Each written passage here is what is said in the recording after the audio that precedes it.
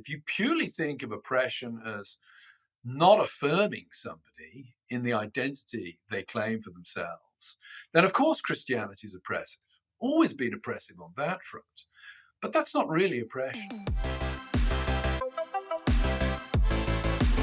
And I'm wondering, as you know, as we were talking about deconstruction and how that relates with the social contagion aspect and the social media aspect, of course, we've seen a lot of people commenting from the deconstruction movement on our book and giving pushback. And it's interesting to me that a lot of times, and I think maybe you'll help us explain what is going on here, is they'll say, well, I deconstructed because Christians are oppressing gay people, or they voted for Donald Trump, or it can be any manner of these things, and it all has to do with the people, the evangelicals.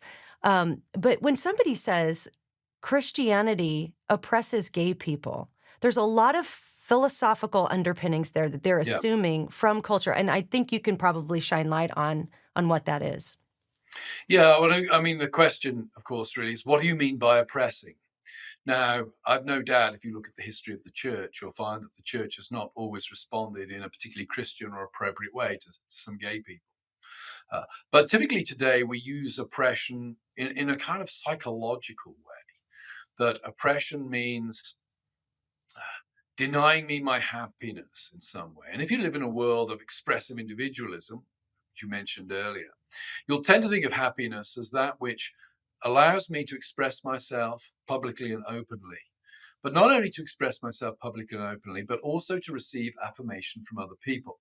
Because we all know our sense of self-worth is very much tied up with other people acknowledging us as people who have value and worth. So often when the language of, well, Christians are oppressing gay people is used, what the person is saying, and they're being sincere, but they're just operating with odd meanings of words. What they're saying is Christianity does not affirm that person in Mm. their sexual behavior or their sexual desires in the way that person wants to be affirmed. I just published a piece recently at First Things about the atheist trans funeral in St. Patrick's Cathedral. And at the end of that, I take up the question of, people are saying, Jesus welcomed prostitutes. Why shouldn't why shouldn't we be welcoming of the LGBT community and Mhm. prostitutes, etc., etc.? Well, the answer, of course, is Jesus did welcome prostitutes. Nobody denies that, but he did not affirm them. Mhm. Uh, he welcomed them and he offered them forgiveness and he offered them grace and he offered them deliverance from a lifestyle that was destructive of their person. Mhm. And that's the missing piece. If you purely think of oppression as not affirming somebody in the identity they claim for themselves, then of course Christianity is oppressive. Always been oppressive on that front.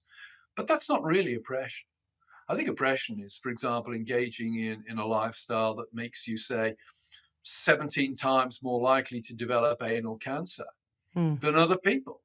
Doesn't seem to me particularly loving or affirming of somebody to sort of confirm them in that lifestyle. So I think the people you're talking about there operate with a very contemporary understanding of oppression where it's really psychological and Yeah. it's all about making people feel good in the here and now about themselves.